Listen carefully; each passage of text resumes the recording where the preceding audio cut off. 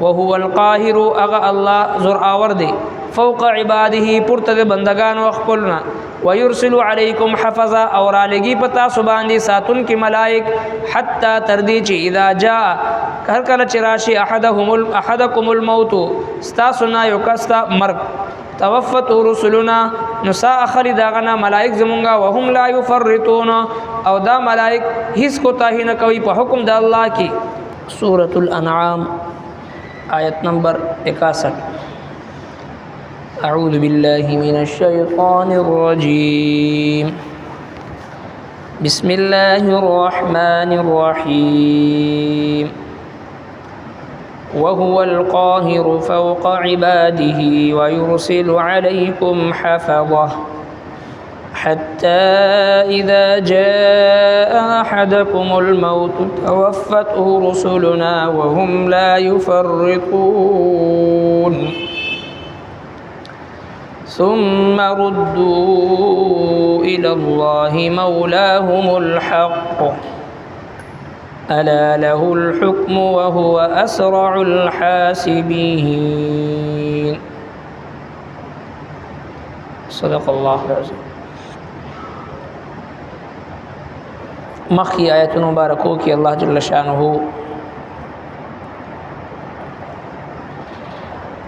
د توحید دلائل بیان فرمایل چې د پټو سيزونو د غیب او کنجیانی چابیانی د الله جل شانه نه سوا بل چا سره نشته دغه سي د خشکی او د تری بحر و بر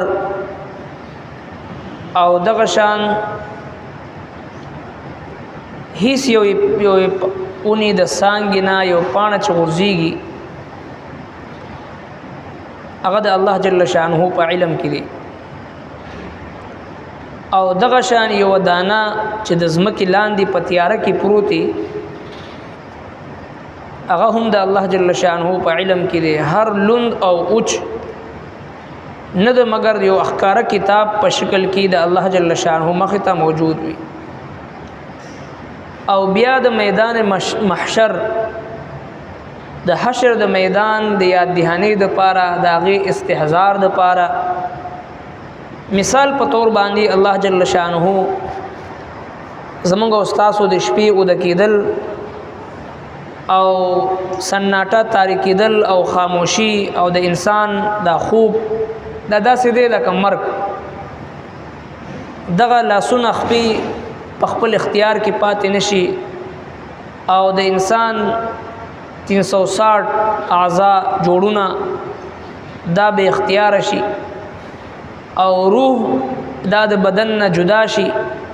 د دنیا مختلف کونی ته مختلفو ذهنو ته لاړ شي عالم ارواح ته لاړ شي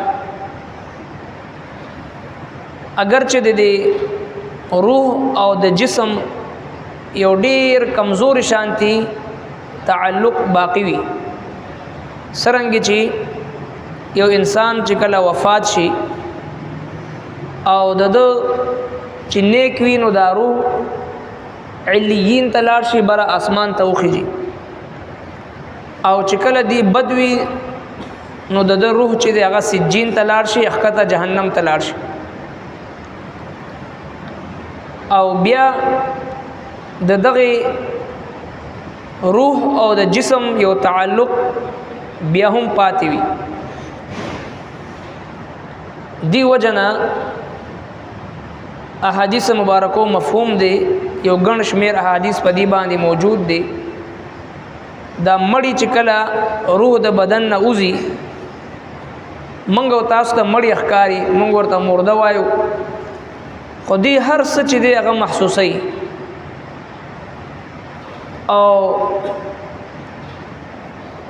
چې کوم نیک میت وي نو هغه زبان حال سره دا وی چې ما زر زر خپل محبوب رب طرف ته ور حواله کړي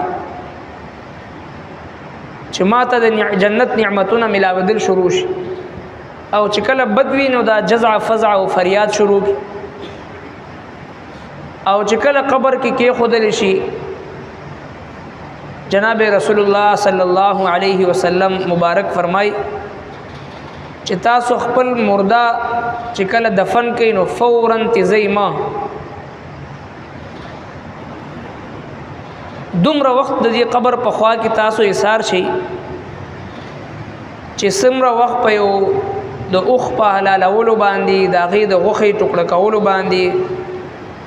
څومره وخت چې لګي دومره وخت د هغې په خوا کې ایثار شئ او د دپاره تلاوت ذکر و اذکار او دعاګانې کوي چې الله جل شانه دته د قبر د ړومبې پوړۍ دا ورته اسانه کړي او بیا فرمایي چې کله تاسو ترې روانېږئ نو سمع قرع نعلیه دا مړي د دې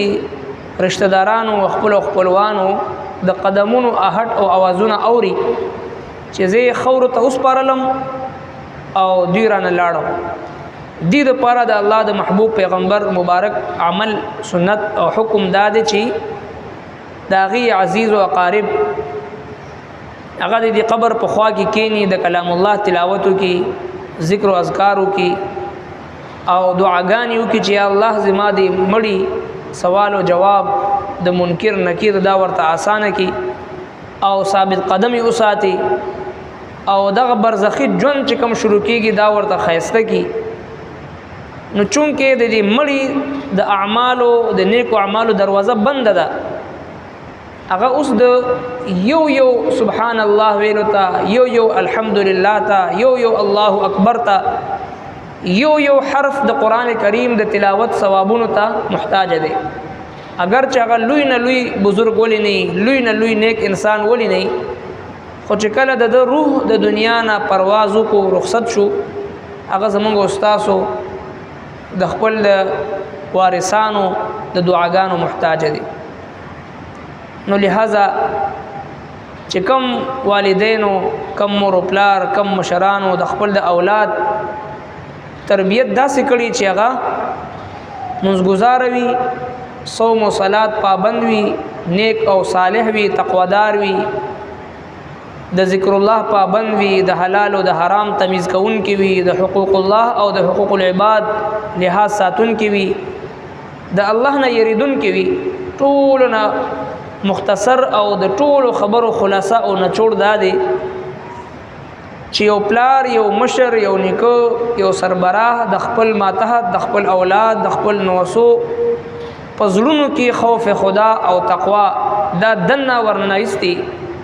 فکر آخرت دا غوی په زړونو کې پیدا کړي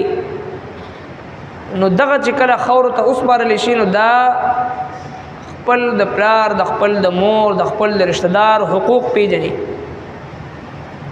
چې اوس زما دا پلار مور رشتہ دار نیکه نیا دا یو داسې مقام ته لاړو چې الته زما حاجت دی ورته زما ضرورت دی ورته او په دې مشکل وخت کې زه د سره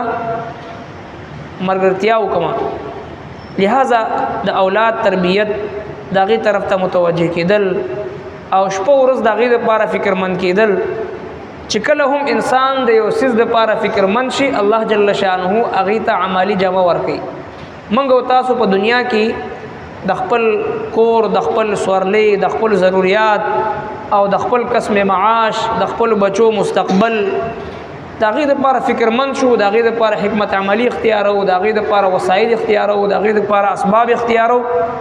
الله جل شانه خپل مدد کوي موږ ته هغه لارې آسان شي دغسې چې کله یو پلار مور نیکه نیا د خپل اولاد د پرورش دپاره د خپل اولاد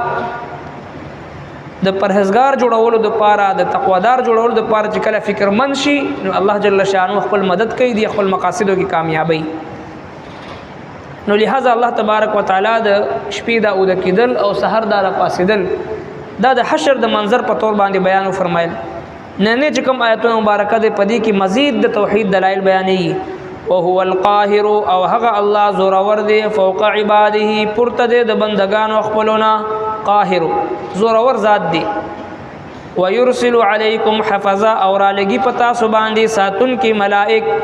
حتا اذا جاء تر دې چې کله راشي احدکم الموت یو تن تستاسو نه مرګ توفته رسلنا نو سا اخلی داغا ملائک زمونږه وهم لا یفرطون او هغه دا ملائک اس کو تاهی نه کوي پدې کې الله جل شانه د خپل بندگانو د لپاسه غالب ذات دی او ويرسل عليكم حفظا را لګي پتا سو باندې ساتون کې کرامن کاتبین يعلمون ما تفعلون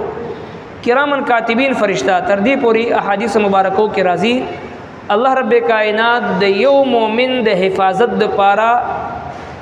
300 فرشتي هغه مقرر کړی دی چې دغه 300 فرشتي د یو مؤمن بنده حفاظت کوي او دغه سي